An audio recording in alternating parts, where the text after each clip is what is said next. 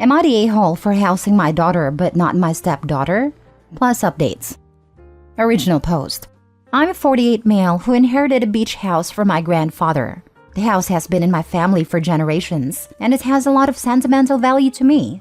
I'm now with my long-term girlfriend for 7 years after a divorce from my first wife, which ended on good terms. She has a daughter from a previous marriage, and I have a daughter from my marriage as well.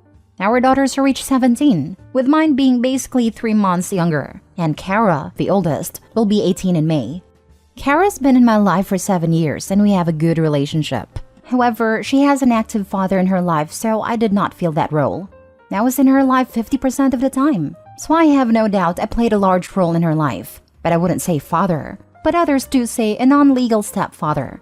I have my daughter Emmy half the time as well, aside from summers, where I had her more due to my and my ex's lifestyle. With that said, my ex and I have a good relationship, as does our daughter with all of us. Kara and Emmy have gotten along, and they are friendly. They have made plans independent of myself and my girlfriend, but they don't consider themselves sister or best friends. Now to the issue. Kara will be going to school near the beach house, and has asked if she can live in it to save the money, which would be significant. Emmy approached me and has said she wanted to live there after the summer, but wanted to live alone while also in school. The home is more than big enough for two, but she pointed out that they have very different lifestyles and would be far more comfortable alone or with a friend if I insisted she live with someone. It was a frank conversation, and she brought up the fact that the home will be hers one day, so it made sense. And she's right, the home will be hers by law in a few years, as I will pass it to her. My girlfriend and Kara are very upset, and calling it favoritism and pointing out that she will already be set for life between having a free ride to school via scholarships and housing, while Kara will be using loans and may have to take a gap year or attend another school altogether. They are asking me to reconsider, and I think I've damaged my relationship. Am I the a-hole for this decision? I agree that is favoritism, but Emmy's my daughter, so of course I'm going to favor her, right? Now for the top comments before reading the updates. Not the a-hole. You're Kara's mom's boyfriend and not Kara's stepfather, seeing as you're not married. Kara's dad needs to step up and support her if money is an issue. Exactly, since it's mentioned that her bio dad is active in her life. Why not teach both kids how to be responsible and respectful adults? Charge them rent, albeit low since it will be daughters eventually. They learn valuable lessons. Stepdaughter will learn to respect roommates or get kicked out. Daughter will learn about paying bills and be responsible. What will the daughter do when she does get a house but doesn't learn financial responsibility? Will dad be paying for the property taxes and bills? And why is stepdaughter not approaching his daughter to talk about this? This is not even about charging rent. OP's daughter doesn't want to live with a stepdaughter, and certainly not for 3 years. And I see nothing wrong with that. Why isn't stepdaughter and girlfriend talking to his daughter? Maybe addressing any concerns she may have. Instead, they're going to her dad and asking him to force her to live with a stepdaughter? Not the a-hole. Here's why. Your daughter is a non-party kid. Stepdaughter is a party kid. You own a property, and who in their right mind would let a party kid live in a home way far away who won't be monitored? Drunk kids destroy property all the time, and it's you who will have to fix it. An apartment or anything else means the legal side of you messed it up, or you have to leave for destruction or noise issues are cut and dried, whereas with you, even with side stuff, means a longer, harder road. Also, having a party kid with non-party kid who is focused on school means the one with scholarships has to try and deal with keeping grades up and all extra commotion in-house. To me, it's not about your kid versus stepdaughter. It's about keeping property as is and not having the issues of destruction or other child from losing scholarships. Not only do drunk kids destroy property, they can result in legal issues, and legal issues can be huge. I agree. And in addition to property damage, what would happen to OP if party girl or her guests were injured on the property? And OP's daughter earned her scholarships, so they are not a free ride. That always gets me too. I went to college on scholarships. Even after you get them, you have to work your tail off to keep them. A scholarship is not a free ride. Not the a-hole. For 7 years, your daughter has been pleasant and friendly towards 2 people you brought into her life. Now, she is moving into the next phase of her life, and she would like less contact with them. That seems entirely reasonable. To force her into living with your girlfriend's daughter, especially when there's a lifestyle incompatibility, seems unfair and graceless. You and your girlfriend should be grateful your daughter has made things so easy in terms of the overlapping of your lives. It's absolutely not favoritism, which is an absolutely wild thing to say when Kara also has a living, breathing father with 50% custody. Now for the first update. I spoke to Emmy and her mom and let them know where I stood, and that was beside Emmy. But I also felt that Kara and her mom deserved a genuine conversation. The conversation was this past Friday. The talk started out okay. Obviously, there were some emotions, but I started the conversation with telling everyone there would be no yelling and tears would not be used to influence anyone. After it was all said and we began, I just proposed the situation as, this is a second home that I own fully and outright. It will be Emmy's fully legally and in name in a few years. But as of today, it is mine. However, like the house, Emmy is mine and my responsibility. No one but us is entitled to it. And make no mistake, Emmy is indeed entitled to it. It may not be fair in your eyes, but it is what it is. Emmy, I can see why they may think it's selfish as the house can accommodate you both, but I will support whatever you want to do. This is not a discussion to change your mind, but to better understand it. It started pretty bluntly, from Kara and her mom saying they didn't understand why she didn't want her to live there as this would dictate a huge part of her future. The answer was half expected, and the other half hard for everyone to swallow. Emmy said she didn't trust Kara to actually focus on school and not make the home into a party house. She point-blank asked Kara if she could actually accept not having guests over. And Kara said something like, a few people 2 or 3 days a week wouldn't be a problem, when the answer should have been yes. Emmy said she wouldn't feel safe with her bringing over strange men whenever she wanted, and her dad would want to visit and she doesn't trust him at all. She said school was her main focus, and staying safe would be a worry if Kara was there. Kara and her mom got defensive, but I told them it didn't matter. She can't say she won't bring people over. Tells me all I need to know, and my daughter's safety is paramount, and Kara's focuses were blurred. Socializing is fine, but perhaps I was wrong and it had gotten out of hand.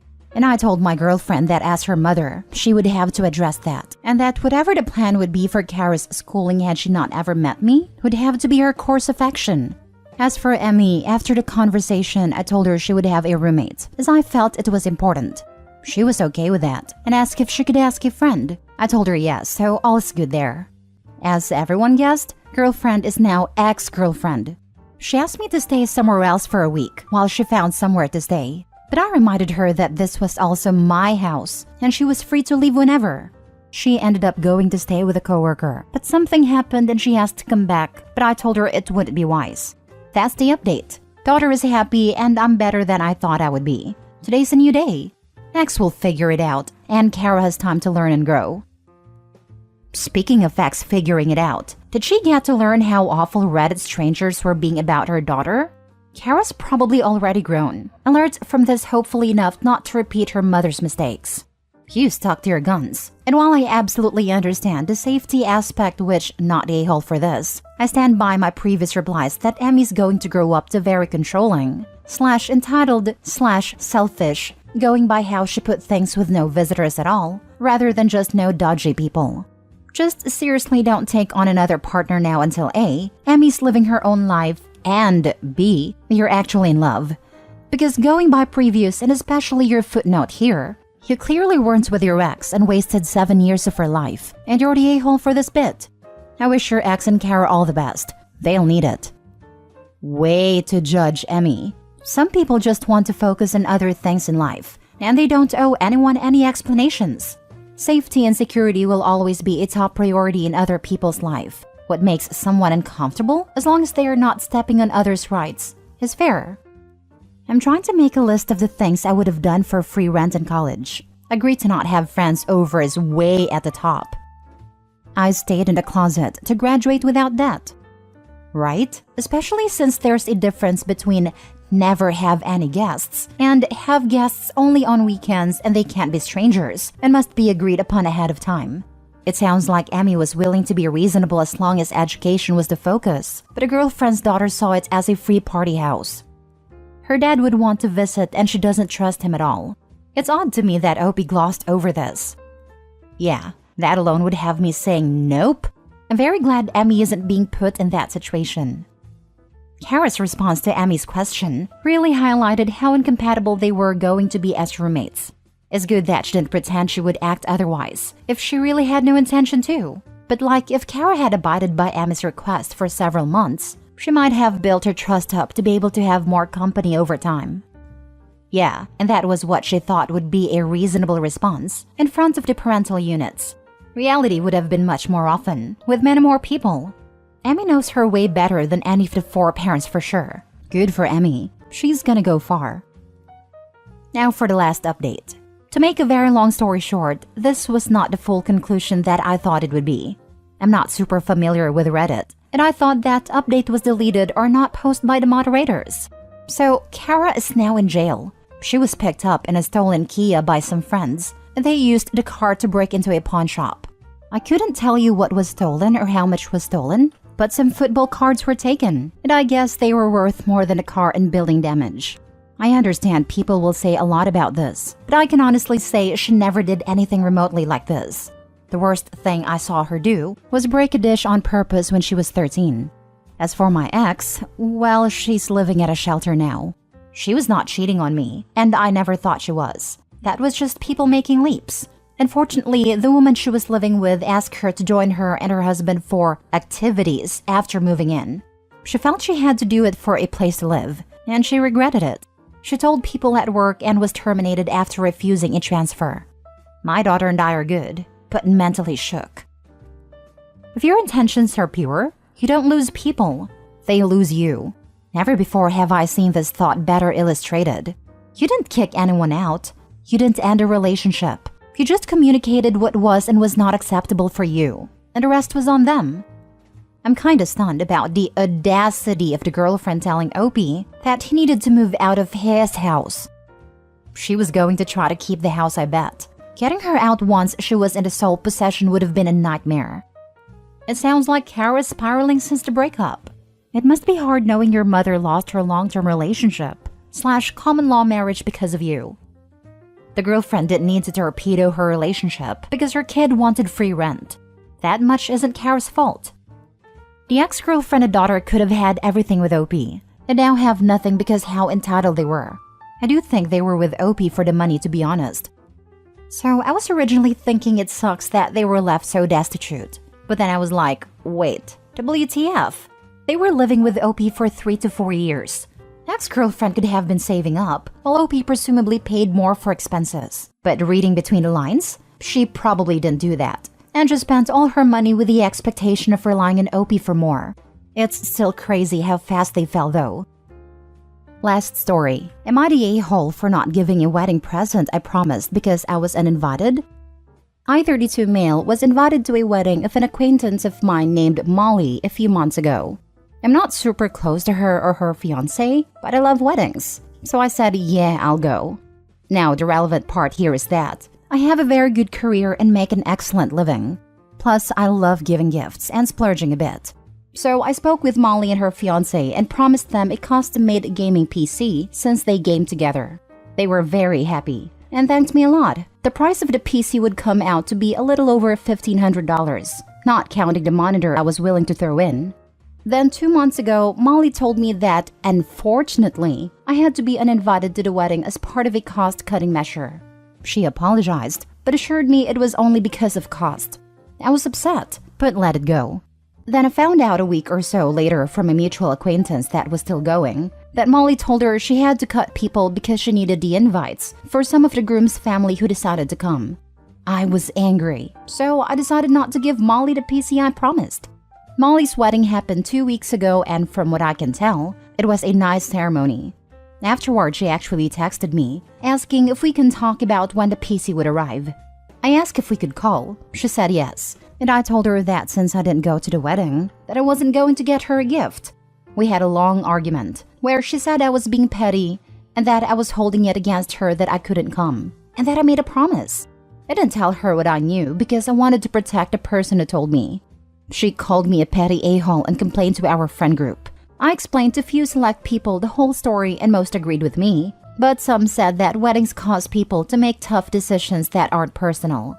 So now I'm doubting myself. Maybe it wasn't personal and I'm just being petty. But she did lie to me and uninvited me while still expecting an expensive gift from me. So guys, am I the a-hole?